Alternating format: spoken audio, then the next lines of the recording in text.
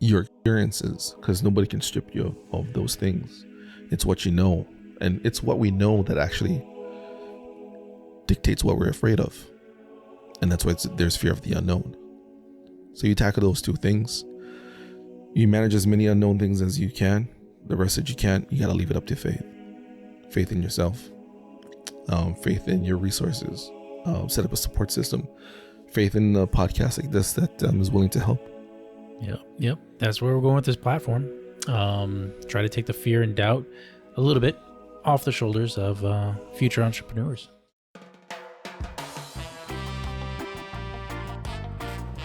Welcome back to Hawaii Real, everybody. I'm your host, Iokeehu, and we are at the new venue at the Garcia House. And I have with me today Kanoho Koko. He was on prior a couple times, and he's back. Aloha. Aloha.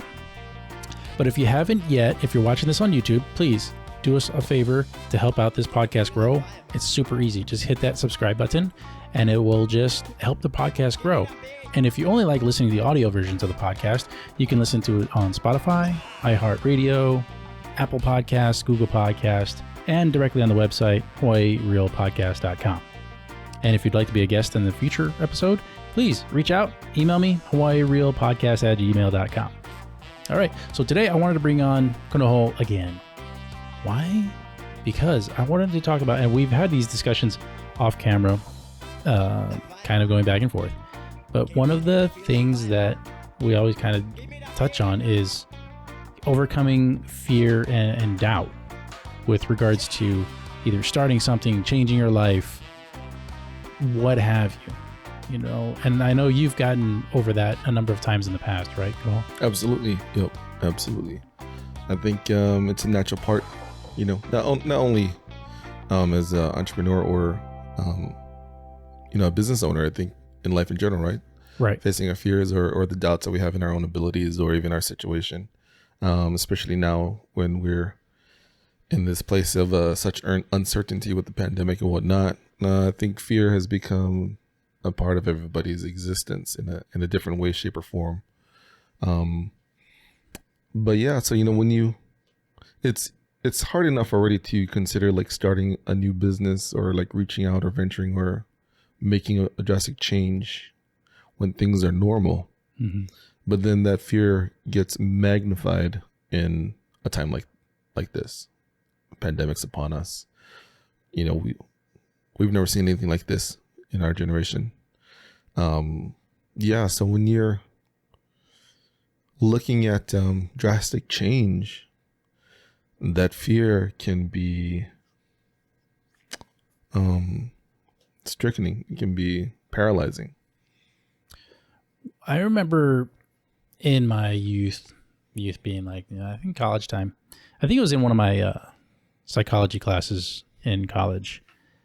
The professor had mentioned something, and we got into a discussion about this, how the opposite of fear in your internal emotions is anger, and that you could not be afraid and angry at the same time. And this harkens back to our biology when we were, cavemen and hunting and gathering and stuff like that, where it was the whole fight or flight syndrome, right? If something drastic happens to you, what is your reaction in that moment? Is it to flee or to fight? And that's the fear versus anger. And I've kind of seen that in certain aspects where like a cockroach is there in your room and you get angry at the cockroach, or you get fearful and you run away from the cockroach. Is it a big B-52 bomber coming at you? Or you get angry at it and say, hey, you know what, this is my house, and you go after it with your slipper. Simple things like that, but it magnifies with other things. Yeah, absolutely. And it's no coincidence that, from a psychology point of view, why fear and anger are coupled. Because normally after we are fearful and the fear has subsided, we're normally angry at ourselves for being so afraid, or angry at the fact that we felt powerless or hopeless in that moment. And then it's what we do from that point that will shape our own condition.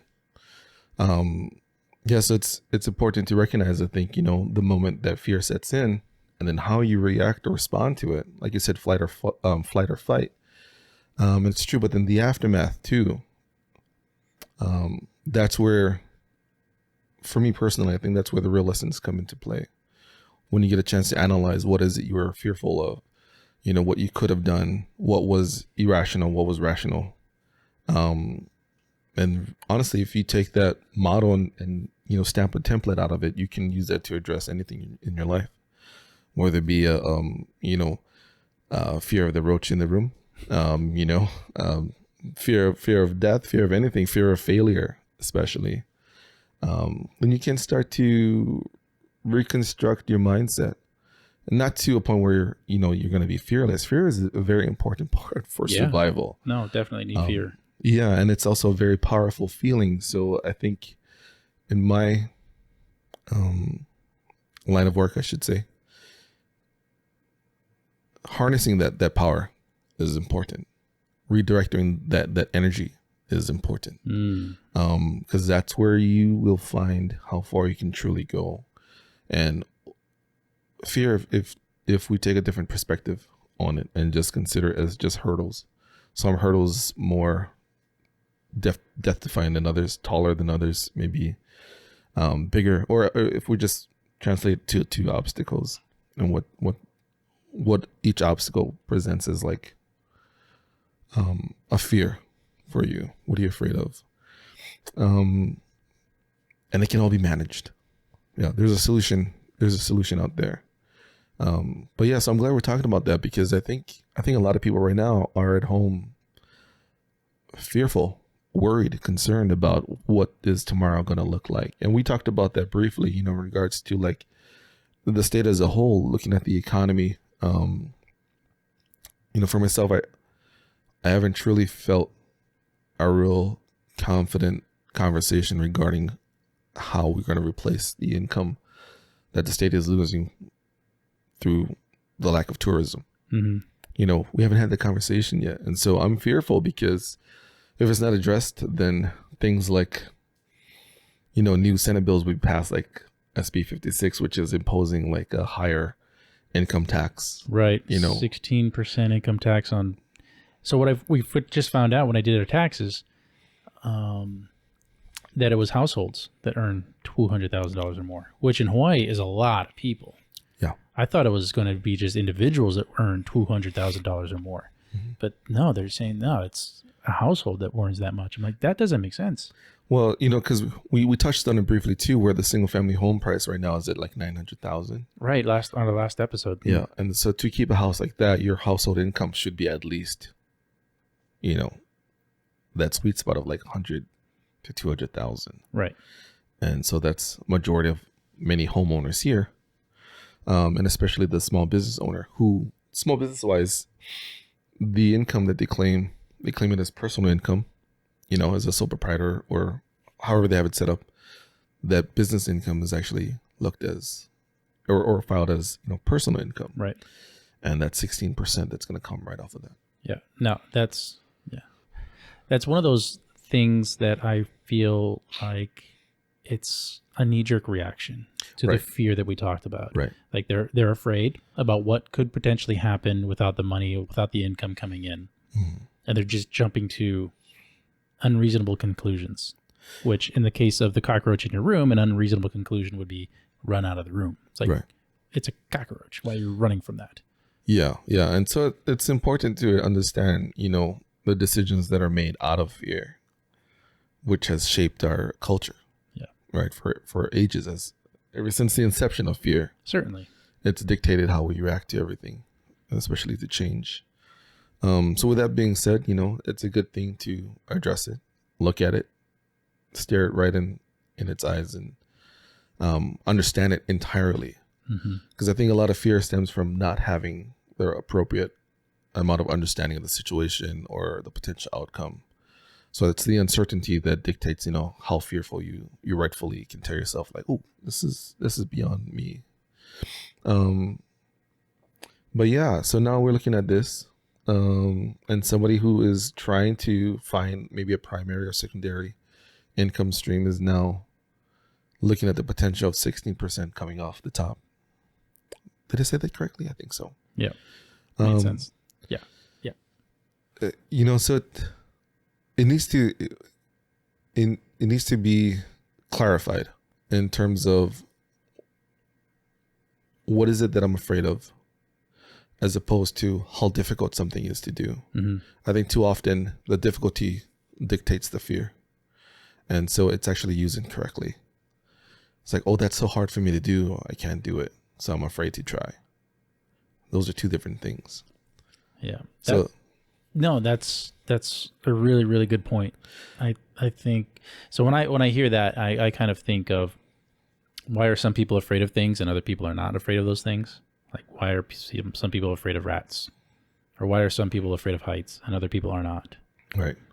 Now we'll get dinged on this, but fear and phobias, I mean, two totally different things. But at the same point, where did that phobia start from? Right. From an unmanaged initial fearful impact of whatever the situation may be. Mm-hmm. So a lot of these phobias, and I hope people chime in and comment on it because we love the feedback. But it has an inception point. A lot of inherent like phobias start from maybe a bad situation as a child, or however that the inception point for the fear was put on.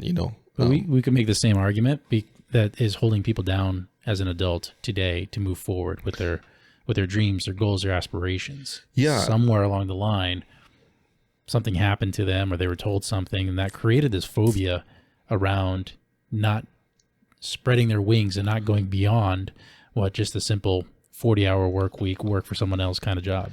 That's exactly right. And this will make for a great second segment in regards to mental blocks. Mm-hmm. Yeah, because a lot of these fears, like some of these phobias, create a mental block.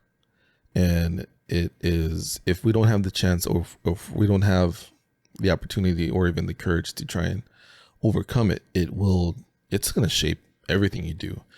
So so there's no doubt that here, our culture in Hawaii, we have a very strong Asian culture. And that Asian work ethic is extremely strong. And so a lot of my friends have been told by their parents what they're going to do when they get older, what they're going to become. And for a lot of them, that's their path. Mm-hmm. And that's the only way that they can see. That's the only measure they have of success. I know I'm speaking very generally in regards to like the Asian community, so I do apologize in that regard, but I'm just saying. But we're all in amongst it. I mean, some point, some way, shape, or form. Yeah. So if I take back the that reference and just say everyone who's had a parent that has displayed what it means to be successful, whether it's you work hard or you work smart, you're a good business person, whatever it is, that's pretty much what we hand down to our kids, right? Like us. And that's what we end up growing up with. And that's what dictates like what we see as a successful career path. What trajectory are we going to go on? Like, am I following my father's footstep, or am I going to go the totally opposite direction? So that, in those regards, every single step out of the norm is a fearful one. And I think it's important for anybody facing these drastic changes that are just like piling on one after the other to take some time out and to start to not let the fear compound. It needs to be addressed as a single event. So if you look at it as an aggregate, then you could have a very tough existence through this pandemic. So if you let it pile up, it's going to be harder to tackle. It's got to be like, it's like that saying, how do you eat an elephant? It's one bite at a time, right? So, for those at home listening and trying to make a change, make a difference, or try to manage the changes that they're going through, it's important to separate fear of the unknown versus fear of failure. So those are kind of the two things I'd like to, shed some light on. Right. Yeah, because fear of failure is not necessarily fear of the unknown. If you plan accordingly, my best practice is to figure out the worst case scenario to try and figure out the best case solutions. And so by doing that, you strip away most of the unknown. And when you get to a point where the unknown is smaller and smaller and smaller, then you just basically get into a point where it's just risk management. Right. And then it's calculated. Right. Then you actually. I was going to say it sounds like a math problem. Yeah. So if you put it, if we're looking at math problems, then there's going to be a solution to it. And of course, if we're looking at that same parallel, there's going to be a ton of different variables. But if you have your own formula, then whatever you put into it, you should have a solution for it. And that's kind of leads me into like another example of we were walking over this bridge one time. It was one of these one of those high hanging bridges over a gulch, and I had no problem walking over it. And I saw so many people like crawling and clinging to the side, like the thing was gonna fall. I'm like, why are they doing that? Can't they look and see the structure of the bridge and how it's built? And this thing could hold 50 times more people than is actually on it. Why are you so afraid? So they were taking the emotional aspect, not the rational aspect out of that. Right. Yeah, and I think just separating the two into like, fear of the unknown and fear of failure. Those two are really easy to tackle. Aloha Hawaii Real listeners, if you're looking for new headphones for your podcast, check out these Audio Technica headphones. They are superb. They're very comfortable on the head. You can wear them for your long podcast sessions. But more importantly, the sound quality that comes through these things is exquisite. It's awesome. You're going to want to check these out. You're going to want to have high quality headphones for your podcast. Check them out in the description below. And as always, stay happy, Hawaii. Yeah, I like how you had that example of how to eat an elephant a little bit at a time. So there was a guy, I don't know if you've heard about this guy, he said he would eat a bicycle. And everybody was like, you can't eat a bicycle. But sure enough, he would just clip teeny tiny metal parts, melt it down, and put it in his food, and he would just swallow all these parts. And he did it over the course of like a week or so. But he actually ate an entire bicycle. Yeah. That's one of those things. It's like, okay, on the surface, eat a bicycle. No, you're not going to be able to do that. But if you think outside the box, and I don't know if he just saw things from a different perspective as everybody else, right? Right. Everybody else sees him actually chewing on the tires and stuff like that. No, that's not what he's planning on doing. So he had a plan. Yes. And his plan was to do something completely different from what everybody was thinking. This is another topic I think I've always struggled with as a kid. You mentioned thinking about outside of the box. Thinking outside of the box. I got that when I first heard it, but at the same time, I was offended. Why were you offended? I didn't realize I was in a box. Oh. Yeah, we're all in a box. Yeah. But see, if you didn't know that you were in this box, then really you wouldn't have one to have to think out of. So when did you make that decision, or when did you? I think it was luckily enough for me. I think I was about 16 in high school. Yeah. And then that's the first time I really heard that term used directed towards me. That's outside. That's thinking outside of the box. It was satire class. Oh. With Mr. Schlegel, if you're on this. Imua. Yeah. Imua. And our theme was to create a product in a satirical way, present it, and change it to make it funny. And so I had a couple of things that I used and I worked on. And at that time, it was the Herbal Essence shampoo. Okay. And so back then, it was like Herbal Essence was right. It's a huge thing. I grew up with 4 sisters, so I know shampoo. And you had some great hair back in high school. It was silky smooth. But I was very jealous of his hair. So I changed it, Herbal Essence. I just went straight for the marijuana gig, So I changed the label, put the cannabis, put all the ingredients in the back, and talked about it. And I actually made the bottle and everything, printed out the stickers and brought it in. Herbal Essence. Yeah. So I guess that was some out of the box thinking. But I think prior to that, I was already on this tangent where I think growing up, we weren't poor. We weren't wealthy. Parents always provided everything we needed, love them. And it's not until later on in life you realize, like, wow, you actually grew up with very little, but realizing that later, I've come to truly understand the lessons that, my parents put down for me. And what they did for me was help me understand my resources. Mm-hmm. So being resourceful as a kid, if you lacked, I don't know, entertainment, and you go entertain yourself, right? Right. So it's a lot of time playing outside, which, our generation is missing out on right now. That creative resources are different now. But back then, it's just being physical. So I learned how to make things early on and just kind of provide for myself, because it wasn't presented to me as an option to go and get it. It wasn't an option like, well, this exists in a store, you can go and buy it. For me, my existence growing up, the store was mainly for groceries, for sustenance. It wasn't so much for entertainment. The entertainment came from, like, the family, brothers, sisters. We had a huge family too back then, aunts, uncles, cousins. And then so we had those things. So as you get older, you realize, like, all the things that you learned how to do as a kid can be used in a useful manner later on in my existence. So what might be a box for others culturally, we never had a chance to kind of live in that box where there is an actual fundamental foundational existence of things and mindsets.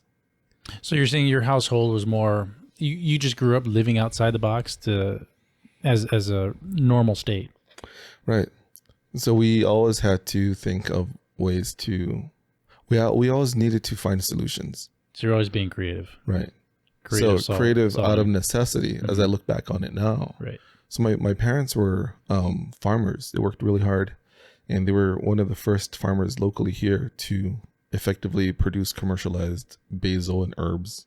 So never really done before. But see, if somebody was to look back on it now, they'll say, oh, that's thinking outside of the box. Mm-hmm. But my mother being Vietnamese and from Vietnam, basil was a staple, and you would just grow your own. Right.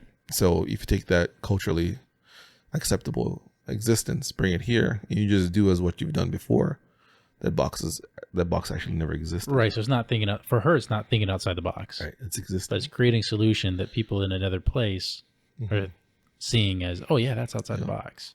Yeah, and so not saying that, there's not now as I look back, of course, yeah, now I'm in the box because I haven't had the chance to think of everything, right? Or, resource wise. But Right. I think that term, even for children's, got to be kind of used gently. Right. Yeah, because it's an everyday cliche now. We say, oh, that's thinking outside of the box. That's basically saying you're very creative. Mm-hmm. Which, I mean, it is, right? You're thinking outside the box is trying to be creative and not do, I think what it's come down to, what I kind of see thinking outside the box means is doing something that nobody else has really done before. And you've come up with it of your own volition without having outside influence. Right. So with your mom's example, coming to Hawaii or bringing that basil farming to Hawaii, obviously not thinking outside the box. She's just bringing something new to a place that the technology wasn't new for her, or the means wasn't new for her. So, but in terms of like your children, like they may or may not have that outside exposure. So for them, being creatively thinking outside the box could mean a whole lot more. It could mean a whole different thing, because they're not exposed to a whole lot more, which I was kind of thinking about this as you were talking. In this modern day and age of the internet, where you do have access to all the knowledge of human history and all these YouTube videos and all Google stuff and searches and stuff like that, are we thinking outside the box still, or are we just going outside and finding what people have already done and documented and stuff like that and bringing that into... Yeah, and see, let me rephrase that too, like how I feel it's concerning how to use it with children in this day and age. It's because I think when you talk about a box, and although it is a compliment in terms of, like, one's creativity, at the same time, it subconsciously lets you know that there's limitations to it. So for me, once I heard that, I was consistently concerned about not getting back into the box. Right. And it was devastating for me as a creative mind. So if I look back on it now, I can truly tell you that high school, and I hope my daughter's watching this. At the same time, I hope she's not watching this. School taught me very little of how to be my type of successful. I feel the exact same way. So it's not saying that the school system is flawed, but I'm saying that it is entirely limited. The school system to me is the box. Right. And what I was doing in school never pertained a lot to what they taught me. I did the assignments, learned the lessons, got through it. But at the end of it, feeling very unsatisfied. You know, even when I was younger too, during school, you know, entrepreneurially, there were things that I was partaking in that forwarded my thought process on how far I could go, how far I wanted to go, what I wanted to see, do, or achieve. So my path in that respect started early on, and I make it a point now to try and instill that into my daughter, you know, just as an option for her to understand that if she doesn't succeed in this box, the world is much bigger outside of it. Oh, and that's a great point that you bring up, because a lot of very successful entrepreneurs were not successful scholastically. Yeah, absolutely. They just weren't. Yeah, my top 5, you know, influences in my life. No college degree. Not saying that's not the right path, because they had enough intelligence, knowledge, wisdom to get past that.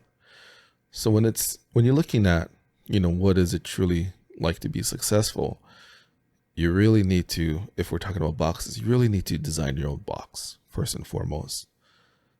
Even at a young age, I think from 12, even from 8, give your child the insight on how to create their own theory of what success is, because they're fed and fueled so much now by knowledge. It's dangerous, because the difference is this. When we grew up, we didn't have Google, right? Kids nowadays have Google. So their knowledge is vast, but what they lack in is wisdom. And the wisdom needs to come from experience. So me, as I was growing up, I was learning and experiencing at the same time. And that's what school does not provide. School is getting you to learn a lot, but experience very little. So those experiences translate to outside of school. That's why our movies are so rampant with high school life outside of the actual classes. Right. Nobody wants to see schoolwork is boring. Right. Right. You know, with the exception to like Ahead of the Class, I think back in the 90s, a great TV show about a classroom setting. There's many good shows about life in the class. What was that movie? Was it that's Stand and Deliver? Yeah, and then the Latino high schoolers going for the calculus. Is that the one?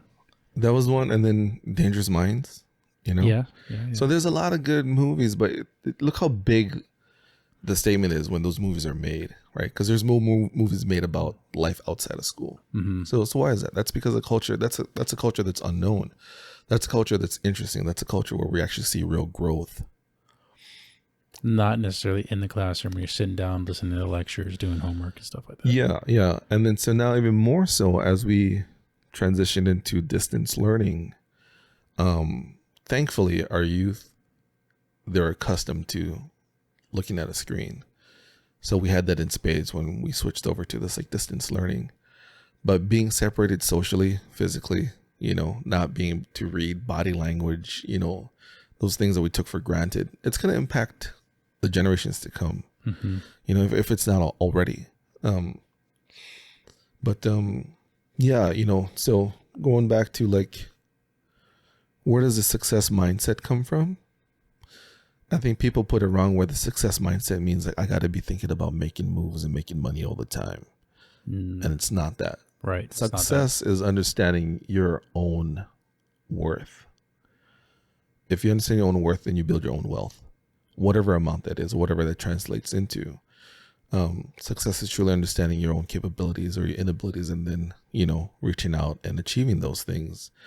Because then if you do that, then if you needed to obtain wealth or do things on that level, you're more capable than anyone else. Yeah. So it's important to understand, we're talking about fear and doubt, and a lot of those things, I mean, two of those things are heavily dictated by our strengths and weaknesses. If our strengths were at the appropriate level, then we would be fearless, right? We'd be able to overcome anything. Or superhuman, superpowers, whatever the case might be. There's nothing to fear, right? So in that respect, I think that's why there's a lot of self-doubt, a lot of fear when people want to start a new business for themselves or even think about it. Because I think one of the fears that they have, not that I think, one of the fears that entrepreneurs have is, am I able to do it? And that's a great one, because that's my biggest fear too with entrepreneurial, ventures and stuff that I planning on doing. It's like, can I even do that? Yeah. Do I have the time? Do I have the energy? Do I have the gumption? Do I have the motivation? Do I have the passion? Mm-hmm. And so, it's a hard thing to overcome without the proper resources. So it's important to manage the things that you can control. Because it gets to a point where, especially nowadays, there's so many resources you can pull from that will bring your level up to be able to overcome that fear and move forward.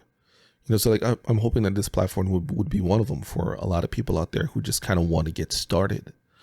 And then, that kind of is that fine line between, fear and doubt.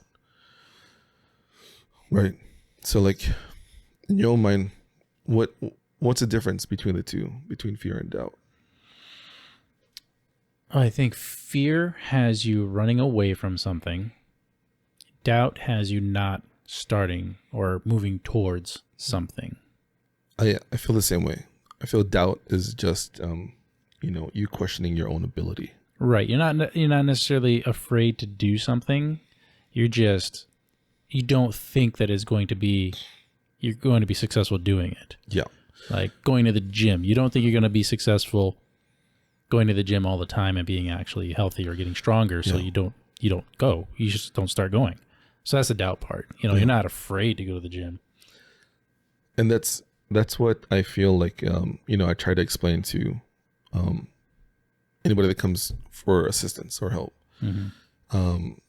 Having the fear is natural, but it has to be separated, because you got to get to a point where I'm afraid to start a business.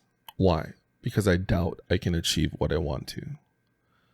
But if you're afraid to start a business because I'm afraid I can't do what I want, that's different. That's different, because if you're fearful on that level, then you'll never start.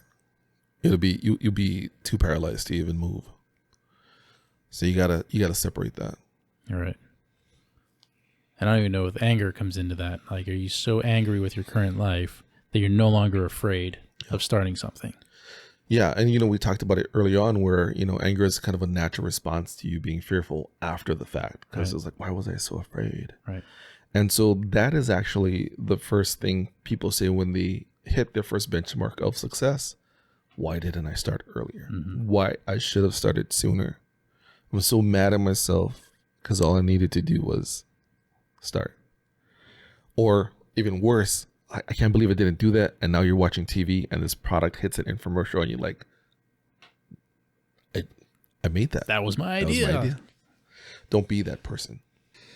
All right. Off camera, we were talking earlier about restrictions and boundaries and limitations that we put on ourselves, but not only ourselves, but as parents now we put on our children. And looking back on our childhood, what did our parents do in setting up those boundaries, those limitations and stuff like that? So what role does that have to play, and how have you changed that with you being a parent now from when you were a child? I think for myself, growing up too, my parents let me be as fearless as possible. But that's not saying much, because my mom was she was a very worrisome mom. Definite helicopter mom, just looking out for my well-being. And me being the youngest, that was probably like twofold. And I was kind of the afterthought. Sibling right before me is 8 years older, so I was definitely, a happy accident. Yeah. But with that being said, at that point, I was really kind of almost like an only child because the age difference. So I had a lot of attention from my parents, which means they'll let me explore, but at the same time, wanted to make sure I was safe. And then now, as a parent of a daughter, I have that same instinct where I want to protect her as much as I can from everything and anything. But as I look at my own self in business and in life, to protect her, I think the best way for me to do it is not to be there constantly watching. It's to actually empower her and give her the understanding of what fear is, how it can be overcome, how doubt can be calculated, and there's a solution for most things, and that she should really try her best to explore her own limits, or abilities, I should say. But that's kind of what we're talking about. It's important if we put a child in an open field and we want them to enjoy themselves. We want them to, run around and whatnot. We might tell them you can't go any further than maybe that tree over there. That's as far as you can go. And it's a boundary that we feel safe. That ebbs our fear. That's as far as I feel comfortable with you going. But in reality, it's probably safer for them to go beyond that. So now we're looking at two different things. We're looking at boundaries and limitations. So I think it's important for parents to definitely set boundaries, but not limitations. And I think too often we set limitations and they create boundaries.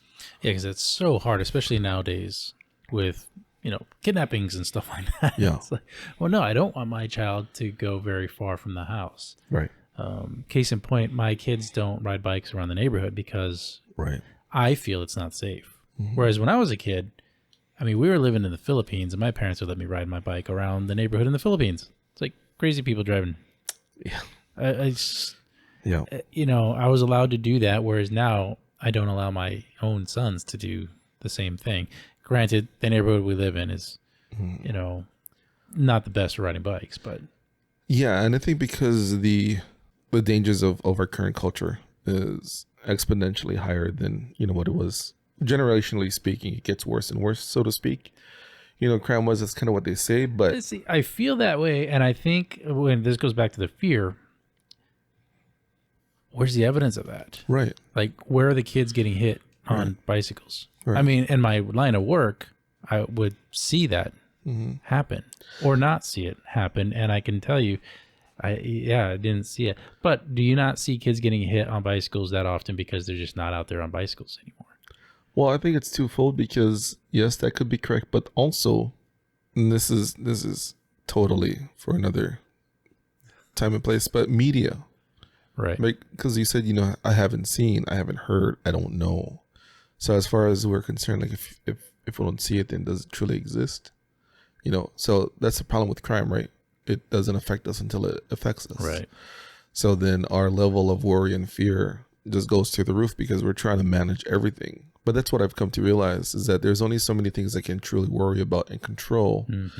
And then I got to do my best to kind of empower her with the ability to recognize the situations and be cautious. And then, implement her own skill set, whatever it might be. If the best she can do is call 911 or yell and scream for help, so be it. But she's got to be proficient at it. So I know this conversation is hard to take place in a home because, well, it's one thing to prepare your child to, face the world, and it's another not to instill fear, right, while doing so. And it's a catch-22 for sure. There's no way you can prepare them without telling them why you need to be ready for these situations. Yeah, and obviously there are some things that you do need to be quote unquote fearful for. Like you're going to cross the street, you look both ways. Right. Things like that. That's not what we're talking about. We're talking about more the broader generalization of the boundaries that we're setting up for each other, children, and whatnot. Yeah. And so that transcends everything in life, whether you're a parent, whether you're a business owner, just existing. I mean, fear is manageable if you take the time to understand your own strengths and weaknesses.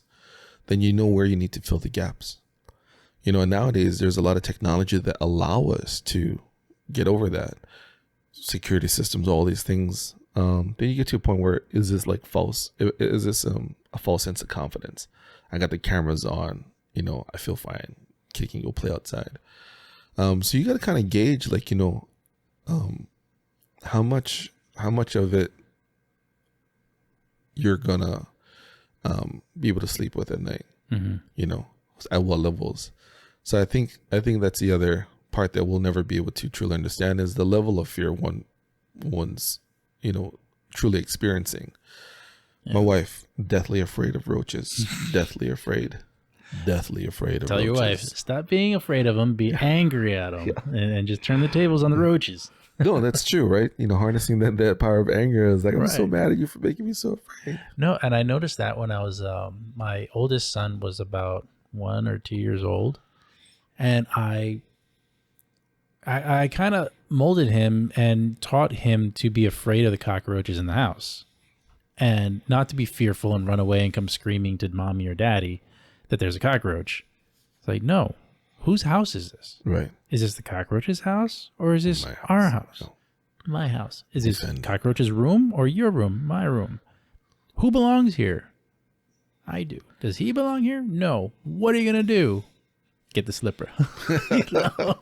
And as a 2-year-old, it switched like really quickly. And so anytime he would see a roach from then on, he would get mad. Yeah.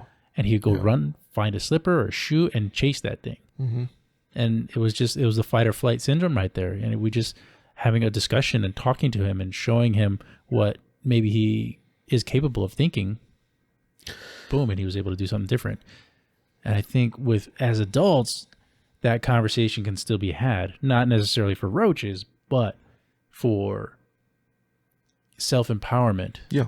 And moving on and forward with your goals and your aspirations. Yeah, absolutely. And so we touched on it early on, where we talked about, that inception of fear. When did that take hold? So culturally, if you find yourself with a great idea, but you just don't know what to do, or you think it's not worth it, or you're just too afraid to try, that's when you got to take a harder look and ask yourself, why am I so afraid? This is my idea. Kind of in the same parallel of, this is my house. Yes. So instead of the roach, it's the seed of doubt. So you have to look at it the same way. When the seed of doubt comes into your head, you got to stamp it out. Mm-hmm. Grab that slipper, hammer it to the ground, and then just claim it. This is my idea. Exactly. So there may be, let's even put it this way. We have many different brands, because many different successful brands, and they're competitive brands, but they both exist simultaneous because there's either a need or a want for it. So a lot of people stop themselves and think like, oh, this is already out there.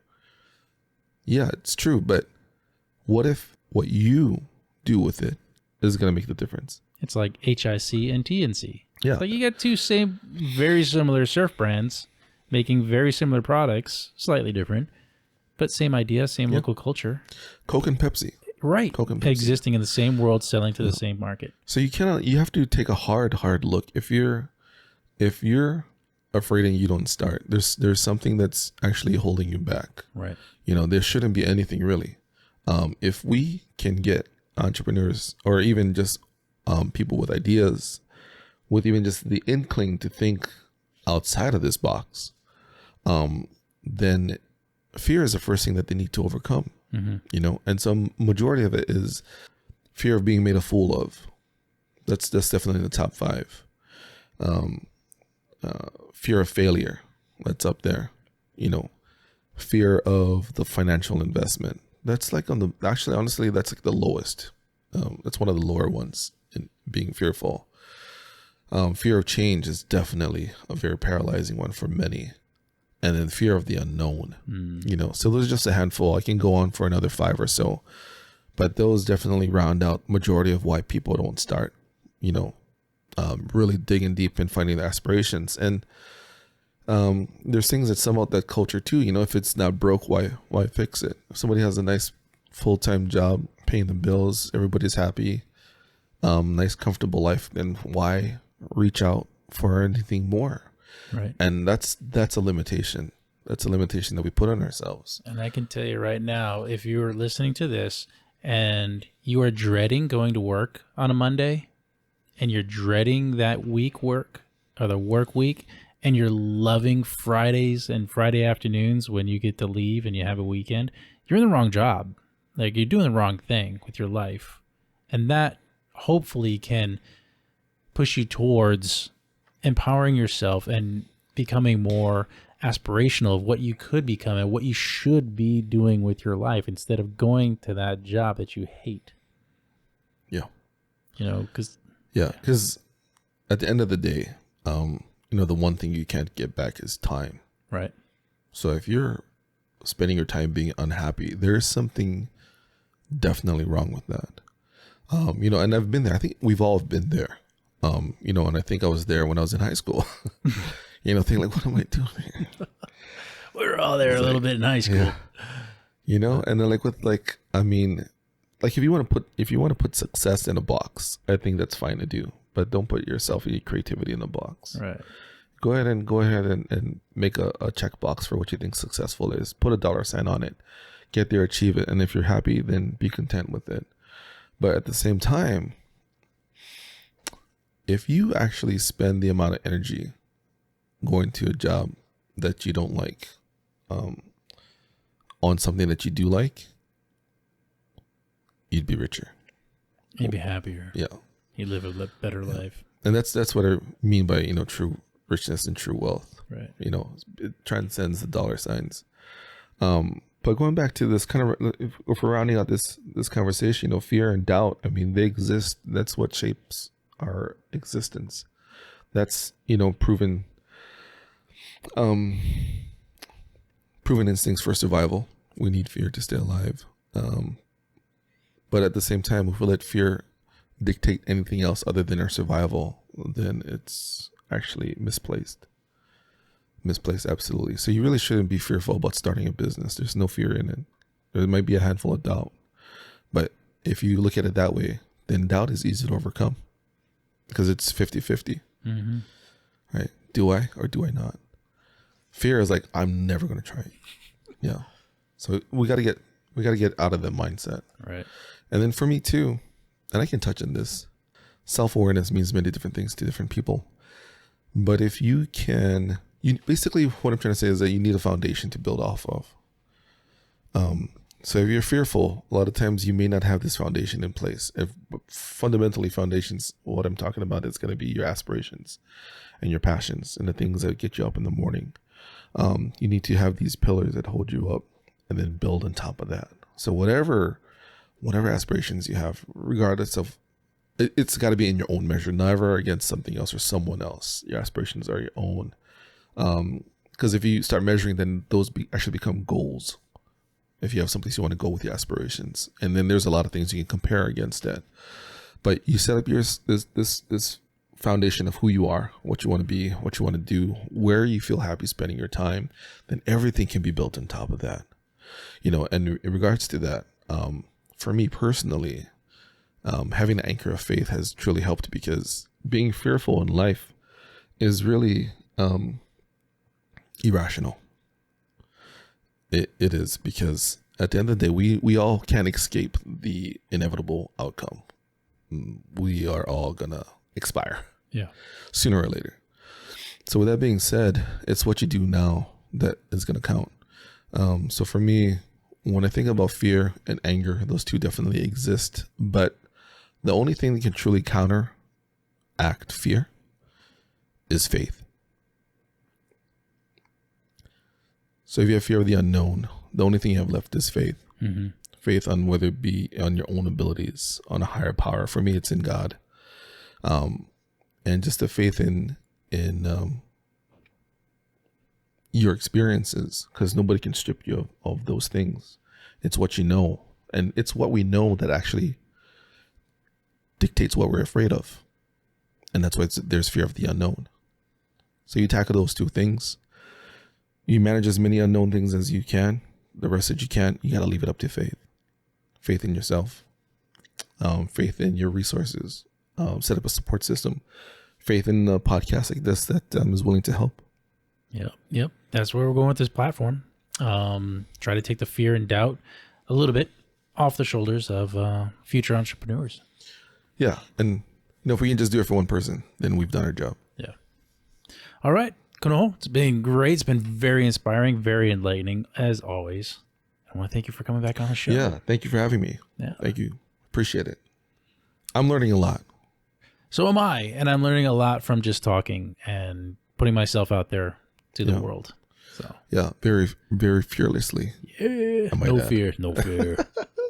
We'll circle back to this. That's a huge topic.